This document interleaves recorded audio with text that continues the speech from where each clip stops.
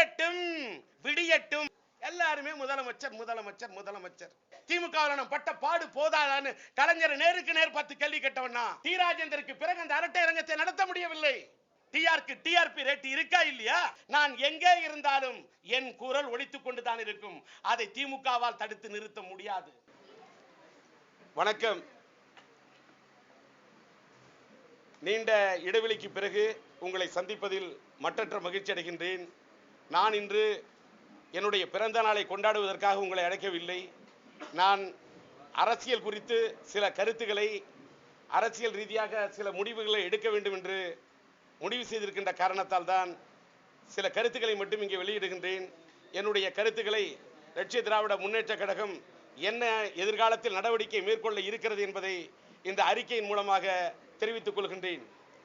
அடுத்த முதல்வராக வேண்டும் என்று அபத்தமான கற்பனைகள் செய்ததும் இல்லை, அமைச்சராக வேண்டும் என்று ஆசை கொண்டு அலைந்ததும் இல்லை, அதற்காக லட்சியங்களை யாரிடத்திலும் அடமானம் வைத்ததும் இல்லை.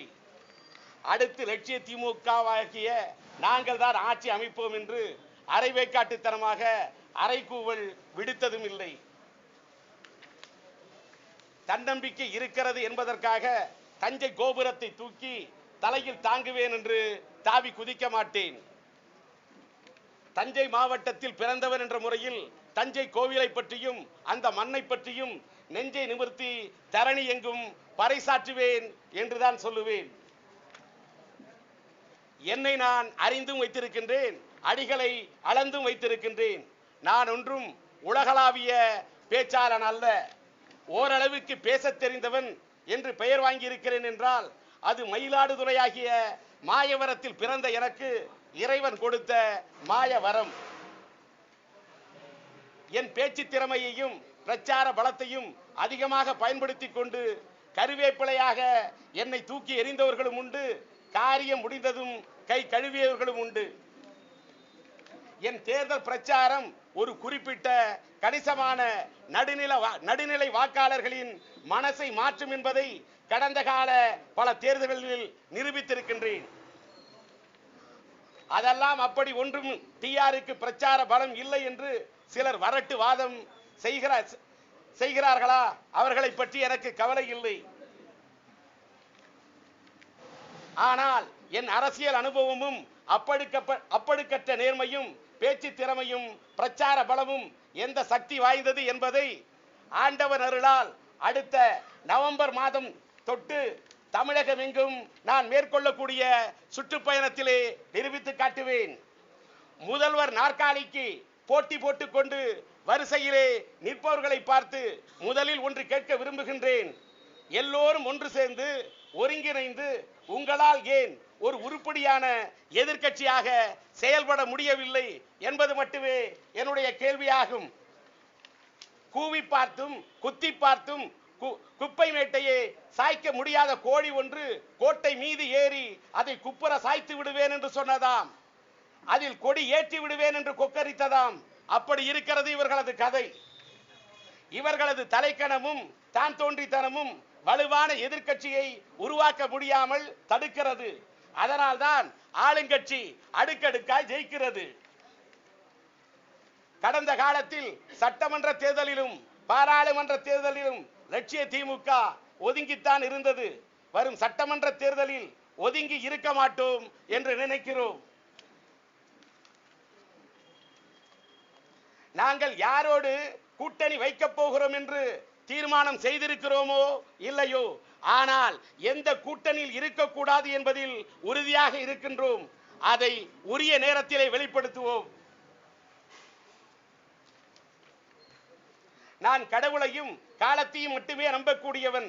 நாம் எழுதும் எழுத்தை விட கடவுள் எழுதிய தலையெழுத்தே பெரிது என்று நினைக்கக்கூடியவன். அதனால் தான் சொல்கின்றேன், அடுத்து ஆட்சிக்கு வரப்போக்கும் கட்சியாக நாங்கள் இல்லாமல் இருக்கலாம். ஆனால் ஆண்டவன் அருளால் அடுத்து ஆட்சிக்கு வரப்போகும் கட்சியோடு கூட்டணியில் இருக்கும் கட்சியாக இருக்கலாம் அல்லவா?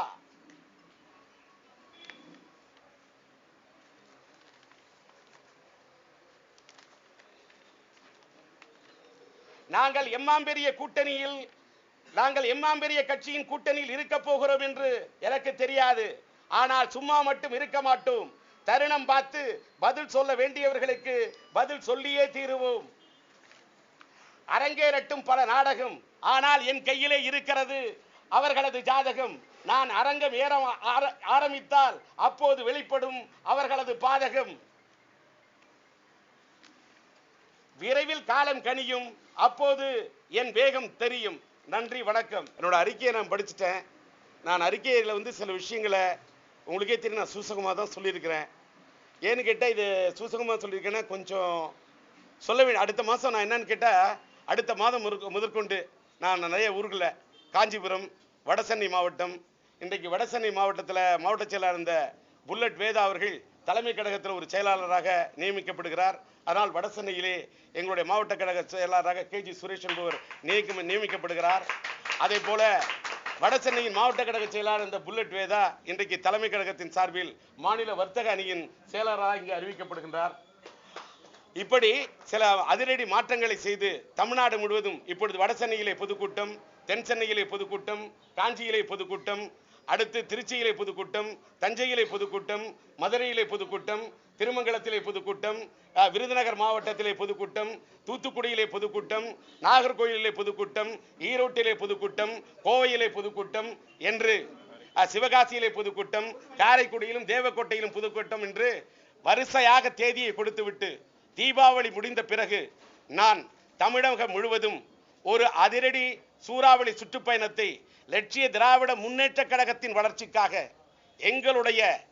நாங்கள் எங்களை வளர்த்துக் கொள்ள, எங்களை அடையாளம் காட்ட, எங்களை இனம் காட்ட, எங்கள் கொள்கைகளை எடுத்து வெளியே சொல்ல ஒரு சுற்றுப்பயணத்தை மேற்கொள்ள இருக்கின்ற காரணத்தால் அதன் அடிப்படையில் இந்த ஆலோசனை கூட்டத்தை இன்று நடத்துகின்றேன். அதில் தான் அந்த ஆலோசனை கூட்டத்தை நடத்துகின்ற இந்த தருணத்திலே பத்திரிகையாளர்களை சந்தித்து நான் என்ன ஓரளவுக்கு என்ன ஃபீல் பண்றேன். ஏன்னா கடந்த சட்டமன்ற தேர்தலும் பாராளுமன்ற தேர்தலாலும் சரி, எந்த தேர்தலிலும் நாங்கள் பார்வையாளனாக இருக்கிறோம். நான் ஒதுங்கித்தான் இருக்கின்றேன், வேடிக்கை பார்த்து கொண்டிருக்கிறேன் என்று சொன்னோம். ஆனால் இந்த தேர்தலில் இன்னைக்கு நாட்டில் நடக்கக்கூடிய சில நிகழ்வுகள் எல்லாம் பார்க்கும்போது யாரை பார்த்தாலும் முதல்வர் நாற்காலிக்கு, முதலமைச்சருக்கு கேண்டிடேட்டுக்கு எத்தனை பேர் ஒரு நாற்காலிக்கு நம்ம மியூசிக்கல் சேர்ல ஓடுற மாதிரி யாரை பார்த்தாலும் நாங்க முதல்வருக்கு நிக்க போறோம், நாங்க முதல்வருக்கு நிக்க போறோம்னு சொல்றாங்களே. எனக்கு ஒன்னே ஒன்று மட்டும் தான் கேட்டது, நீங்க முதல்வராக ஆக வேண்டும் என்று ஆசைப்படக்கூடியவர்களை நீங்க ஆசைப்படாதீங்க நான் சொல்லவே இல்லை. எதிர்கட்சியா ஏன்பா சட்டமன்றத்தில் போய் உள்ளுக்குள்ள உங்களால பேச முடியல? சரி, சட்டமன்றத்தில் பேச முடியல, ஏன் மக்கள் மன்றத்தில் உங்களால கருத்துக்களை எடுத்து சொல்ல முடியல? எல்லாரும் தனித்தனி ஆவர்த்தனம், எல்லாரும் தனித்தனியா பேசிட்டு இருக்காங்க, எல்லாருக்கும் ஈகோ பிரச்சனை. எதிர்கட்சி சார்பா இவர்களால் ஏன் ஆணித்தரமாக, அழுத்தமாக, ஒட்டுமொத்தமாக ஒருங்கிணைந்து ஒரு குரலை கொடுக்க முடியல? அப்ப இவர்களை பார்க்கும் போது மக்கள் என்ன நினைப்பாங்க? இது மட்டும்தான் என்னோட கேள்வி. இதை பார்க்கும் போது இதை எப்படி இவங்க எல்லாம் ஹேண்டில் பண்ண போறாங்க? நான் யாரோட பேரையும் குறிப்பிட்டு சொல்லவே இல்லை. எல்லாருமே இப்படியே பேசிக்கிட்டு இருந்தா நான் உனக்கு கேட்கிறேன், எல்லாருமே முதலமைச்சர் கேண்டிடேட்டுக்கு மட்டுமே போராடுறீங்களே, ஒரு நல்ல பவர்ஃபுல் எதிர்கட்சியா இருப்போம், நாங்க குரல் கொடுப்போம். ஆக எதிர்கட்சியா வேணாம், எல்லாரும் முதல் மந்திரியா இன்னும், எல்லாரும் தமிழ்நாட்டில் மந்திரியா இன்னும். அப்ப என்ன இந்த சினிமாவில் நாங்க சொல்லுவோம், city, north Arcot, south Arcot, Chengalpattu, Trichy, Madurai, Salem, Coimbatore, Tirunelveli, Kanyakumari, TK அப்படின்னு தமிழ்நாட்டை 9 பகுதியா பிரிச்ச மாதிரி இவர்களுக்கு என்ன தமிழ்நாட்டை இத்தனை இதா பிரிச்சு இவர்களாம் முதலமைச்சர் ஆகணுமா? எனக்கு இன்னுமே புரியல. நானும் கிட்டத்தட்ட 30 ஆண்டு காலத்துக்கு மேல அரசியல் இருந்திருக்கிறேன். அந்த அரசியல் அனுபவம் இருக்கின்ற காரணத்தால் மறைந்துவிட்ட மக்கள் திலகம் பொன்மன செம்மல் புரட்சி தலைவர் எம்ஜிஆருடைய ஆட்சி காலத்தில் எதிர்த்து அந்த காலத்திலே குரல் கொடுத்த அரசியல் களத்தில் நின்னவன். இன்றைக்கு தமிழக முதல்வராக இருக்கக்கூடிய இந்த அம்மா அவர்கள் பர்கூர் தொகுதியிலே போட்டியிட்ட போது அவரை எதிர்த்து எங்களுடைய தாயக மறுமலர்ச்சி கழகத்தின் சார்பில் ரயில் இன்ஜின் சின்னத்திலே சுயேட்சையாக போட்டியிட்டு ராஜீவ்காந்தி அவர்கள் படுகொலை செய்யப்பட்டதற்கு பிறகு வீசிய அனுதாப அலையை மீறி 40,000க்கு மேற்பட்ட வாக்குகளை வாங்கிய ஒரு இயக்கத்தை நடத்தியவன் என்ற அனுபவத்திலே சொல்கிறேன். பழனி நாடாளுமன்ற தேர்தலில் திமுக, காங்கிரஸ், திமுக, அதிமுக, காங்கிரஸ் இந்த 3 பெரிய கட்சிகளை தவிர எந்த கட்சியும் இல்லாத போது தாயக மறுமலர்ச்சி கழகத்தின் சார்பிலே என் மனைவி உஷா ராஜேந்தர் போட்டியிட்டு குதிரை வீரன் சின்னத்தில் நின்று 40,000க்கு மேற்பட்ட வாக்குகளை, குறிப்பாக பழனியில் மட்டும் பழனி சட்டமன்ற தொகுதியிலே 10,000 வாக்குகளை பெற்ற ஒரு இயக்கத்தை நடத்தியவன் என்ற அனுபவத்தில் சொல்றேன். அன்றைக்கு இருந்த அரசியல் இன்றைக்கு இல்லை. அன்னைக்கு தேர்தல் பிரச்சாரத்துக்கு மரியாதை இருந்தது, கொள்கைக்கு மரியாதை இருந்தது, அன்றைக்கு லட்சியத்துக்கு மரியாதை இருந்தது. இன்றைக்கு லட்சங்களுக்கு மட்டுமே மரியாதை இருக்கின்றது. அன்றைக்கு கொள்கைக்கு மரியாதை இருந்தது, இன்றைக்கு கோடிகளுக்கு மட்டுமே மரியாதை இருக்கின்றது. அந்த நாட்டு நலனை எண்ணி பார்த்து ஓட்டு போட்ட மக்களின் எண்ணிக்கை அதிகமாக இருந்தது. இன்றைக்கு நோட்டுக்காக ஓட்டு போடக்கூடிய இந்த காலகட்டம் உருவாகிவிட்டது என்று சொன்னால் நாடு எங்கே சென்று கொண்டிருக்கிறது என்ற அடிப்படையிலே எல்லாம் எண்ணி பார்க்கும்போது எல்லாருமே முதலமைச்சர் முதலமைச்சர் முதலமைச்சர். ஏன்பா எதிர்கட்சியா உங்களால பவர்ஃபுல்லா குரல் கொடுக்க முடியல? இவர்கள் யாராவது இன்றைக்கா சிந்திச்சிருக்கிறாங்களா? இந்த அடிப்படையில் பல நான் உடனே சொன்ன சுற்றுப்பயணம் மேற்கொள்ள இந்த மாதிரி விஷயங்களை மக்களிடத்தில் எடுத்து பேச இன்னைக்கு புதுசா சில பேர் பிலிம் காட்டுறாங்க, நாடகத்தை அரங்கேற்றாங்க. இதற்கெல்லாம் விளக்கம் தர, இதற்கெல்லாம் ஒரு பதிலடி கொடுக்க எங்களுடைய நடவடிக்கை, எங்களுடைய சுற்றுப்பயணத்தை மேற்கொள்ள இருக்கிறேன். நீங்க ஏதாவது விளக்கம் கேட்பீங்கிறதுக்காக நான் சொல்லிட்டேன். இதற்கு பிறகும் நண்பர்கள் கேட்க சேர்ந்து போராடணும்னு சொல்றீங்க. தற்போது நடந்துட்டு இருக்க இந்த ஆட்சி எப்படி இருக்கு? நான் இல்ல எதிர்கட்சிகள்லாம் போராடுன்னு நான் சொல்ல, ஏன் இத்தனை காலம் போராடலன்னு கேட்கிறேன். டயலாக்கே மாறுது. அதாவது இத்தனை காலம் ஏன் இவர்களால் ஒன்று சேர முடியவில்லை? ஏன் இவங்கெல்லாம் தனித்தனியா போராடுறாங்க? அப்ப அவங்களுக்கு ஒரு எய்ம், அவங்களுக்கு அவங்களோட ஈகோ. அதாவது எனக்கு இருக்குது என்னோட ஈகோ அப்படின்னு அவங்களோட ஈகோ மட்டும்தான் பாக்குறாங்கன்னு சொல்றேன். கடந்த என்ன சார் இன்னும் 6 மாசம் இருக்கு, இனிமேலுக்கு இவங்க எப்ப ஒன்னா சேர்ந்து போராட போறாங்க? பாஸ்ட் டென்ஸ் பேசுங்க, கடந்த காலத்தை பத்தி பேசுங்க, இறந்த காலத்தை பத்தி பேசுங்க.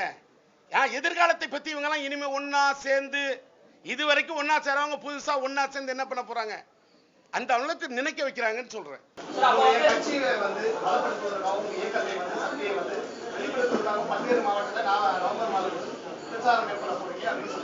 இது நான் ஒரு நிமிஷம் தோராயமாக நவம்பர் மாதம் சொன்னேன். நவம்பர் மாதம் தொட்டி என்று சொன்னேன். அது டிசம்பரா கூட இருக்கலாம். அந்த நிலையில வெறும் உங்க இயக்கத்தை மட்டும் சொல்வது காட்டிலும் 4 ஆண்டு ஆட்சி காலத்தை பத்தி கண்டிப்பா சொல்ல வேண்டியிருக்காங்க. ஒரு நிமிஷம் சொல்ல வேண்டியவங்களே சொல்லாம இருக்கும்போது நான் ஏன் சொல்லணும்? இந்த அடுத்து நாங்க முதல்வர் ஆவோன்னு சொல்றாங்க, எதிர்கட்சின்னு சொல்றாங்க, இந்த ஆட்சி கோமால இருக்குதுன்னு சொல்றாங்க. இவங்க எல்லாமே சொல்ல வேண்டிய விதத்துல சொல்ல முடியாதப்ப நான் ஏன் சொல்ல நினைக்கிறீங்க? இன்னொன்னு, நான் சொல்ல வேண்டிய இடத்துல நான் அவங்களோட கூட்டணியில இல்லையே, அவங்களோட கூட்டணியில இருக்கணும்ன்ற அவசியம் இல்லையே. அவசியம் இல்லைன்னு தானே முடிவு எடுத்திருக்கிறாங்க. அவங்ககிட்ட அவங்களோட தேர்தல் பிரச்சார பலம் அவங்கள்ட்ட இருக்குன்னு தானே அவங்க காட்டுறாங்க. அப்ப ஏன் தேர்தல் பிரச்சாரத்தை அவங்களுக்கு பலமா நான் ஏன் கொண்டு போய் சேர்க்கணும்? வேகமான ராஜேந்திரன் இருந்தாலும் அந்த காலம், விவேகமான ராஜேந்திரன் இருக்கிறது இந்த காலம், சத்திரியனா இருந்த ராஜேந்திரன் இருந்தது அந்த காலம், சாணக்கியனா இருக்கிற ராஜேந்திரன் இருக்கிறது இந்த காலம். நான் இன்னும் சொல்லவே இல்லையே. ஜீனி தித்திக்குன்னு சொன்னா கற்கண்டு கசக்குமான்னு கேள்வி கேட்க கூடாதுல்ல. நான் என்ன சொல்றேன், அடுத்த மாசம் சொல்றேன். என்னுடைய கருத்தை உரிய நேரத்தில் வெளிப்படுத்துவேன் தான் சொன்னேன். நான் எந்த கூட்டணியில் இருக்க போறேன்னு சொல்லியே. நாங்க எந்த கூட்டணியில் இருக்கக்கூடாது என்பதில் உறுதியா இருக்கிறோம்னு சொன்னோம். அது எங்க கட்சிக்காரங்களுக்கு தெரியும். நாங்க ஏன் இருக்கக்கூடாதுன்னு நினைக்கிறோம், என்னத்துக்காக இருக்கிறோம். இன்னைக்கு இலங்கையில ஒரு ஐநால இருக்கக்கூடிய மனித உரிமையின் சார்பாக சர்வதேச லெவல்ல ஒரு விசாரணை நடத்தப்பட வேண்டும் என்பதற்கு மாண்புமிகு தமிழக முதலமைச்சராக இருக்கக்கூடிய இந்த ஆட்சியில இவங்க தீர்மானம் போடுறாங்க. ஆனால் சர்வதேச என்ற அந்த வார்த்தையை நீக்கிவிட்டு இலங்கையிலேயே ஒரு அமெரிக்கா ஒரு வரைவு தீர்மானம் கொண்டு வந்தோம்னு அது ஏகமனதா அங்க தீர்மானிக்கப்படுகிறது. அதை கூட இன்றைக்கு இலங்கை நிராகரிக்கிறது. பேப்பரை பாக்குறீங்கல்ல. அப்ப இந்தியா அந்த அமெரிக்கா கொண்டு வந்த தீர்மானத்துக்கு இலங்கைக்கு எதிரா ஒரு ஓட்டு போடுத. அப்ப அந்த இன்றைக்கு இருக்கக்கூடிய ஆட்சியோடு கூட்டணியில் இருந்தவர்கள் எல்லாம் என்ன செய்து கொண்டிருக்கிறார்கள்? ஓட்டு கேட்டவர்களை என்ன செய்து கொண்டிருக்கிறார்கள்?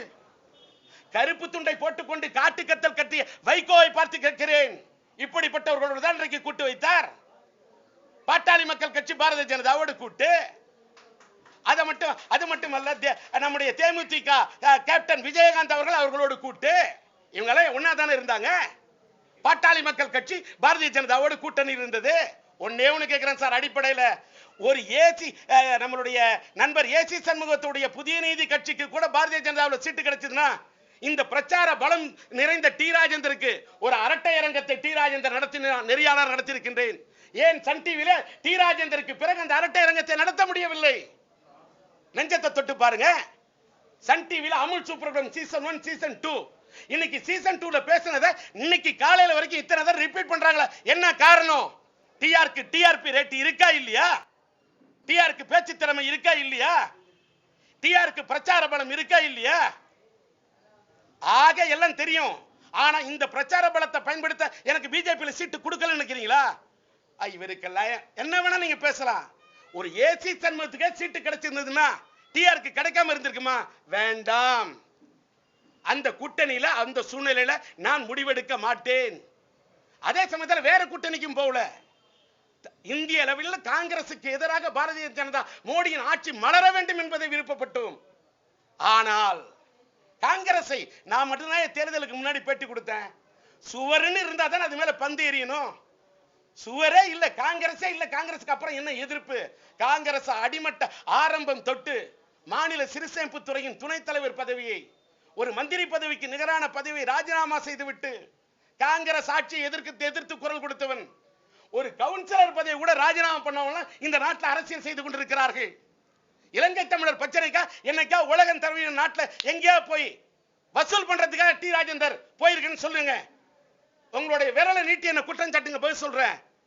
உடனே அந்த நிறுவனத்தை எதிர்த்து போராடுகிறோம், இந்த நிறுவனத்தை எதிர்த்து போராடுகிறோம் சொல்லிட்டு எங்கேயாவது கட்டிங்ஸ்க்காக கை நீட்ட கட்சியா லட்சிய திமுக இருந்திருக்கிறா? டி ராஜேந்தர் இருந்திருக்கா? சொல்லுங்க. என்னைக்காவது என்னுடைய சுயமரியாதை அடமன் இவ்வளவுதான். ஏன் கடந்த சட்டமன்ற தேர்தலிலே அம்மாவோட கூட்டணி எனக்கு சீட்டு கொடுக்கப்பட்டும் வேண்டாம் என்று மறுத்தேன்னு சொன்ன? அப்படிலாம் இல்ல. அவருக்கு நாங்க ஒண்ணு சீட்டு கொடுக்கல. அவரு சும்மா சொல்றாரு.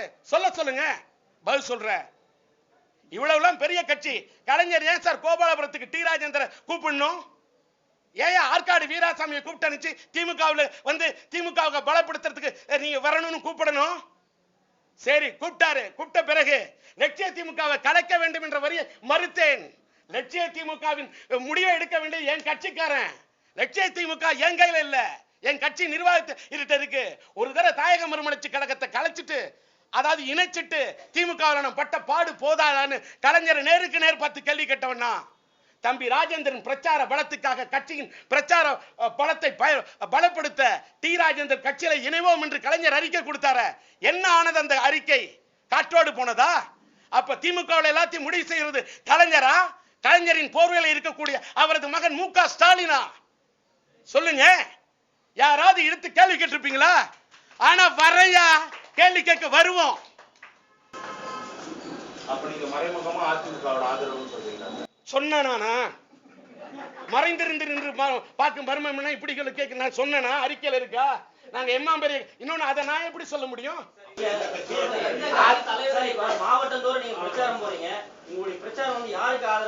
நான் என்ன சொன்னேன்? எங்களுடைய கட்சியை பலப்படுத்த எல்லாரும் நாட்டில் முதல்வர்னு சொல்லிட்டு இருக்காங்களே, யாருதான் எதிர்கட்சின்னு இவ்வளவுலாம் கருத்து சொல்லி இவ்வளவு பேச விடிய விடிய கதை கேட்டு சீதைக்கு ராம சித்த பண்ற மாதிரி இருக்கு சார். விடிய விடிய கதை கேட்டு ராமாயணம் கேட்டு முடிச்சுட்டு சீதைக்கு ராமன் சித்த பண்ணி யாரோ கேட்டானா? அது மாதிரி இருக்கு. நான் என்ன இன்னொன்னுங்க, இப்போ ஒன்னு சொன்ன, கடந்த இந்த தேர்தல்ல நாங்க ஏதோ ஒரு கட்சியோட கூட்டணியில இருக்கலாம்.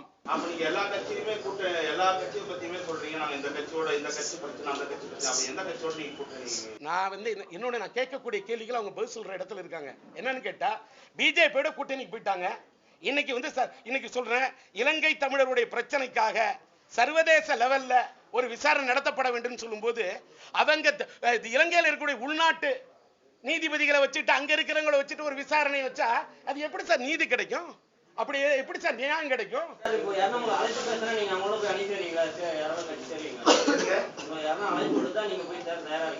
எங்க அவங்களோட கட்சியிலையா? அப்ப அந்த வார்த்தையை புரியுற மாதிரி கேட்கணும். அவங்களை கூப்பிட்டா போய் சேருவீங்களான்னா நான் என்ன அவங்களோட கூட்டணியில தானே சேர முடியும்? இல்ல சார், கேள்வி ரொம்ப தெளிவா கேட்கணும் சார். இன்னொன்னு, இது வரைக்கும் நான் இருந்த பெரிய பெரிய கட்சியோட கூட்டணியில் தான் இது வரைக்கும் கடந்த காலத்தில் இருந்திருக்கிறேன். அது கடந்த கால வரலாறு. இப்ப நிகழ்காலத்துல என்ன நடக்குன்னு எனக்கு சொல்ல தெரியல சார். உங்க பிரச்சாரத்துல தமிழகத்துல இருக்கக்கூடிய மக்கள் பிரச்சனைகளை முன்வைத்து பிரச்சாரம் பண்றீங்களா, இல்ல மக்கள் அந்த விஷயங்களை பத்தி முன்வைப்பீங்களா? ஒரே ஒரு நிமிஷம். இப்ப மதுவிலக்கு பிரச்சனையை பத்தி சில பேர் பேசுறாங்க. மதுவிலக்கு பிரச்சனைக்காக உறவை காத்த கிளீடுன்னு ஒரு படமே எடுத்து குடி எந்த அளவுக்கு குடியே கெடுக்குன்னு படம் எடுத்தவன் டி ராஜேந்தர். ஒரு தம்மு கூட சினிமா படத்துல தம் அடிக்கிற மாதிரி கூட நடிக்காத டி ராஜேந்தர். ஒரு தனி மனித ஒழுக்கத்தோடு இத்தனை வாழ்ந்திருக்கன்னு ஒரு பேர் எடுத்த டி ராஜேந்தர். மதுவிலக்கை பத்தி இவர்களுக்கெல்லாம் இவங்க பேசுறாங்களே, நான் எப்படி பேசுறேன் அப்ப பாருங்க. சார் நீங்க எலெக்ஷன் வர்றப்ப மட்டும் ஆக்டிவா இருங்க, அப்புறம் வந்து 4 வருஷம் அமைதியாயிருங்க. ஒரு நிமிஷம், அதனால வந்து உங்களுக்கு ஏதாவது கஷ்டம் கொடுத்துருக்கேனா? இல்ல, நான் எப்ப இன்னொன்னு, நான் முழு நேர அரசியல்வாதி, தமிழ்நாட்டின் தலையெழுத்தே நான் தான் மாற்றி காட்ட போறேன். இன்னொன்னு, அதுக்கு மட்டும் இல்ல, என்னோட செய்திகள்லாம் அப்படியே பக்கமா நீங்க போட்டுறீங்களா சார்? ஒரு கட்சி தலைவருடைய பிறந்த நாள் வந்தா கூட வீட்லயே ஒரு போட்டோவை போட்டு வச்சுக்கிட்டு அதுக்கு வந்து ஒரு போட்டோ மாலை போட்டா அதை போடுறீங்க. நேரா போய் அந்த தலைவருடைய இதுக்கு போய் நாங்க மரியாதை கொடுத்து போட்டா அந்த போட்டோவை போடுறது இல்ல. இப்படிப்பட்ட பிரச்சனை நாங்க சந்திச்சிடும். போன வருஷம் போட்டோவை எடுத்து மாலையை போட்டு ஆபீஸ்ல வச்சு போட்டாவை இந்த வருஷம் எடுத்து கொடுத்துடலாம். அதை கூட போட்டுக்கிட்டு தானே இருக்கீங்க சில பத்திரிகைங்க. நாங்க நேரா போய் போட்டா கூட எங்களை ஓரங்கட்ட தானே படுக்கிறீங்க. அதனால நாங்களாம் என்ன சார் தமிழ்நாட்டின் தலையெடுத்து மாத்தக்கூடிய பெரிய ஆளா சார்? 2 சீட்டு வாங்குங்க, பொண்ணு போடுவாங்களா? நாங்கெல்லாம் போட்டுக்கிட்டு தான் இருக்கிறோம். நாங்க மாலை போட்டா சில பேர் போட மறுக்கிறாங்க. போட்டா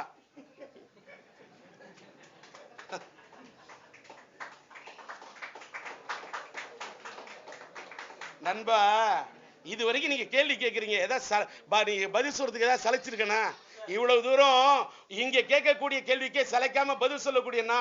நான் எல்லாம் சட்டமன்றத்துல பேசினா எப்படி இருக்கும்? பேசுவோம் இல்ல, வெளியில நின்று குரல் இன்னொன்னு தெரியுமா? ஒரு நிமிஷம், எங்களை எல்லாம் குண்டு கட்டா தூக்கி போட்டா கூட, குண்டே எடுத்து வெடி பண்ணா கூட பேசிக்கிட்டே இருப்போம்ல.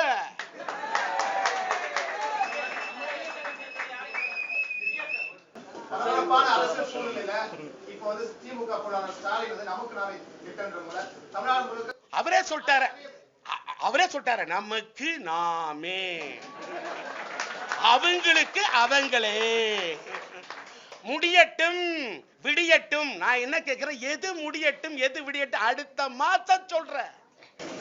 அவருடைய பிரச்சாரத்துல மக்களுக்கு திமுக சொன்ன வரவேற்பு இருந்தது நினைக்கிறேன். No comments. இல்ல, சில விஷயங்களை சொல்லிதான் ஆகணும். என்ன மறைமுகம்? ஒரு லெவலுக்கு மேல விடிச்சிரும்ல, எவ்வளவுதான் தாக்கு பிடிக்க முடியும்? எதிர்கட்சிகள் திரும்ப மன்னிக்கணும் நண்பா, நீங்க என்ன சொல்றேன், இவங்கெல்லாம் ஏன் ஒரு ஒட்டுமொத்த ஒருங்கிணைந்த எதிர்கட்சியா செயல்பட்டு எதிர்காலத்தில் ஒரு எதிர்கட்சியா செயல்படும் இத்தனை காலம் ஏன் இது பண்ணலன்னு சொல்றேன் சார். சட்டமன்றத்தில் நான் சீட்டு வாங்கிட்டு போய் உள்ள உட்காரல சார். நீங்க மன்னிக்கணும், நீங்க கேட்கிற கேள்விக்கு நான் பதில் சொல்றேன். நான் ஏதோ அதிமுக சீட்டு வாங்கிட்டு போய் சட்டமன்றத்தில் உட்கார்ந்துக்கிட்டு பேசாம இருந்தேன்னா சொல்லுங்க.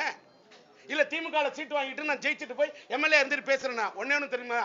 அதிமுகவில் கூட்டணி போய் சீட்டு வாங்கிட்டு ஜெயிச்சுட்டா நீங்க பேச முடியாதுன்னு தெரிஞ்சுதான் சீட்டை வாங்கணும். ஆளுங்கட்சி அவங்க. அப்புறமா எப்படி இது பண்ற? இப்ப விஜயகாந்த் அதிமுக கூட்டணிக்கு போயிட்டாரு. போன பிறகு இப்ப வெளியில வந்து என்ன சாதிச்சிருக்காரு சொல்லுங்க? இவர் தனியா நின்று விருதாச்சலத்தை தவிர ஒரு தொகுதியில் என்னைக்காவது ஜெயிச்சிருக்காரா? இவர் இத்தனை தொகுதியில் ஜெயிக்கிறதுக்கு அவங்க தானே காரணம். அவங்கள பார்த்து இவ்வளவு சொல்றாரு. இவர் சொல்றவரை அத்தனை எம்எல்ஏ ராஜினாமா பண்ண சொல்லிட்டு போறாருன்னா கேப்டன் உண்மையிலே அவர் இருந்த திசையை பார்த்து நான் சலாம் அடிப்பேன். பதவியும் வச்சுப்பாரு, குரலும் கொடுக்க மாட்டாரு. எப்படி சார்?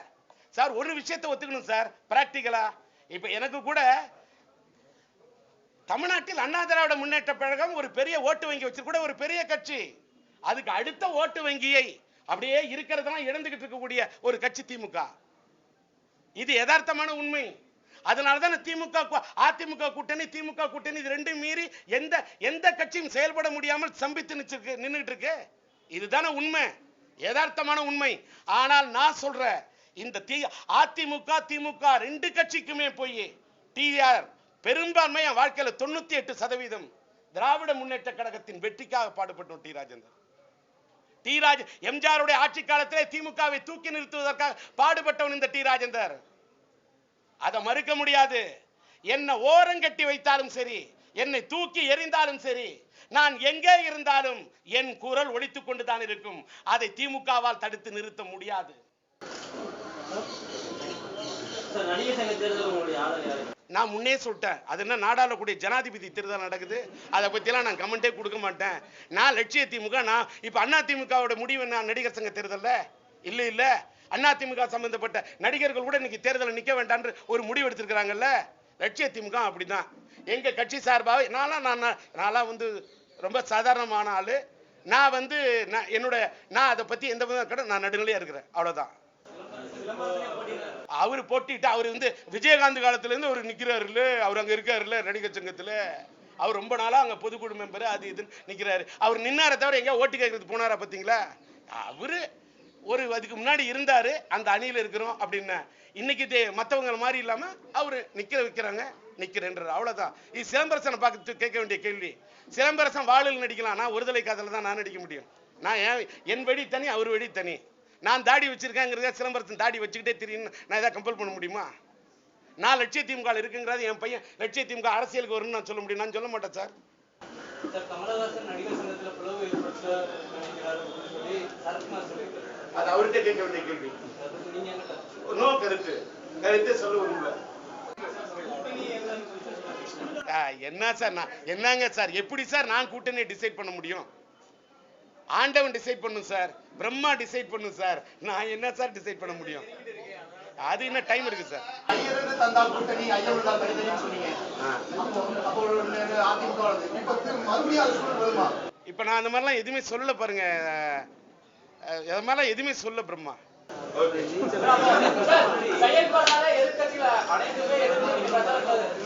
நான் அது மாதிரிலாம் சொல்லவே இல்லை சார். இதுல கேட்கக்கூடிய கேள்வியை பார்த்த பிறகாவது இப்படி ஒரு நிமிஷம் மன்னிக்கணும் நண்பா, நீங்க எதுல இதை பாருங்க, இப்படிலாம் ஒருங்கிணைந்து செயல்பட முடியாம இருக்கீங்களே, அது உங்கள்கிட்ட இருக்கக்கூடிய தவறுன்னு. இடிப்பாறை இல்லா எமரா மன்னன் கெடுப்பாறை இல்லாமல் தாமே கெடும் என்பதை போல எதிர்கட்சி நண்பர்களை சுட்டி காட்டிய ஒரு நண்பனாக கூட எடுத்துக்கலாம்ல. நீங்க ஏன் அப்படி எடுத்துக்கணும்? இப்ப வந்து வைக்க கூட இப்ப இன்னைக்கு சர்வதேச லெவல்ல வந்து ஒரு விசாரணை வேண்டும் என்று தமிழக அரசு வலியுறுத்துது. ஆனா இன்னைக்கு அமெரிக்கா கொண்டு வந்த வரைவு தீர்மானத்துக்கு ஏகமனதா கொண்டு வரதுல போய் இந்தியா வந்து ஆதரவு தெரிவிச்சிருச்சு. எவ்வளவு வருத்தமான விஷயம். எல்லாம் யாரு கேட்கிறது சார்? இது பத்தி ஏதாவது கேப்டன் வாயை திறக்கிறாரா பாருங்க. அவர் என்னோட நண்பர் தான். நண்பர் என்பது வேற, அரசியல் கொள்கை ரீதியான முடிவெடுக்குள்ள இது வேற.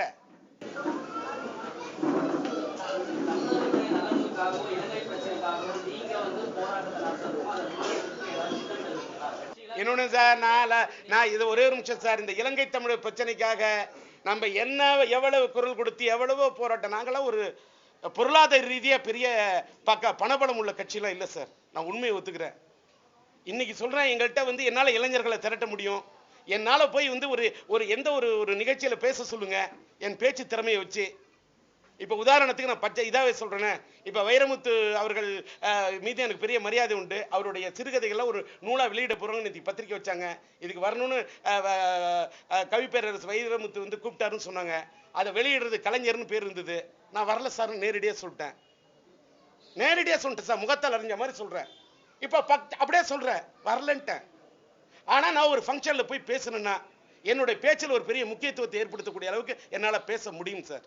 என்னால இப்ப நான் இதை சொன்ன மாதிரி நான் ஒரு பெரிய அரசியல் சாதாரண கூட்டணிலாம் போயிடுறேன். ஒரு பெரிய அரசியல் கட்சியோட கூட்டணியில் நான் இருந்தேன்னா, நான் பேசினேன்னா, என்னோட நடுநிலையான வாக்காளர்களுடைய மனநிலையை அப்படியே மாற்றக்கூடிய அளவுக்கு பேசுவேன். ஒரே ஒரு நிமிஷம் சார், நான் என்ன கேட்கிறேன், இப்ப கூட உங்களை கேள்வி கேட்கிறேன். ஒரு குருநாதர் அடைச்சாருங்கிற மரியாதைக்கு சிஷ்யனா போனோம் சார். தம்பி டி ராஜேந்தரை திமுகவின் பிரச்சார பலத்தை பலப்படுத்த என்ன இந்த கட்சியில சேர்க்கிற, இதை கட்சிக்காரர்கள் ஏற்றுக்கொள்வார்கள், உடன்பிறப்புகள் ஏற்றுக்கொள்வார்கள் என்று நம்புகிறேன்னு ஒரு கைப்பட ஒரு அறிக்கை கொடுத்தார. அப்ப இவர் சொன்னதை கூட ஏற்றுக்கொள்ளாத உடன்பிறப்புகள் அந்த கட்சியில் இருக்காங்க.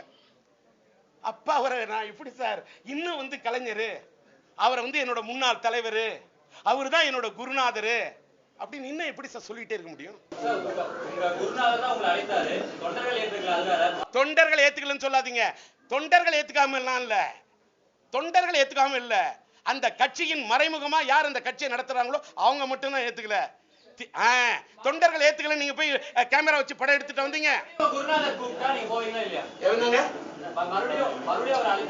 கூப்பிட்டா போக மாட்டேன். போருமா, பகிரங்கமா பத்திரிகை முன்னாடி சொல்றேன். என்ன ஒரு தடவை வந்து மனிதன் வந்து சூடு கண்ட பூனைன்னா ஒவ்வொரு தரையும் இப்படியே பண்ணிட்டு இருக்குது. கூப்பிட்டா போக மாட்டேன், இப்படியே வச்சுங்க, போக மாட்டேன். ஹலோ, முன்னே சொல்லிட்டேன், நீங்க சொன்னதுக்கு நன்றி. நான் பிறந்த நாள்லாம் கொண்டாடுறது இல்லை சார். நான் பிறந்த நாள் கொண்டாடுறதெல்லாம் விட்டு ரொம்ப வருஷம் ஆகுது. இன்னைக்கு வந்து இன்னைக்கு எப்படி இருந்தாலும் அதையும் மீறி என்னுடைய மேல அன்பு கொண்டு வரக்கூடிய என்னுடைய கட்சிக்காரங்கள் வாழ்த்த வர்றாங்களே, அவங்களோட இன்னைக்கு ஒரு ஆலோசனை கூட்டம் நடத்துவோம் அப்படிங்கிறதுக்காக மட்டும்தான் இது பண்ணேன்.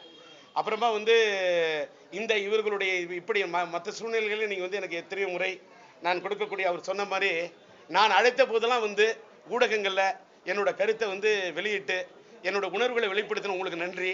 இன்னைக்கு இப்படி ஒரு சூழ்நிலையில் வந்து என்னோட கருத்துக்களை நீங்கள் பதிவு செய்ய வந்த அத்தனை பத்திரிகை நண்பர்களுக்கும், தொலைக்காட்சி எடுக்கின்ற நண்பர்களுக்கும், ஊடகத்துறை சார்ந்தவர்களுக்கும், புகைப்பட கலைஞர்களுக்கும், எல்லாத்துக்கும் மேலே இதில் என்னோட இருக்கக்கூடிய என்னோட அபிமான நண்பர்களுக்கும், பத்திரிகையாளர்களுக்கும் ரொம்ப நன்றி.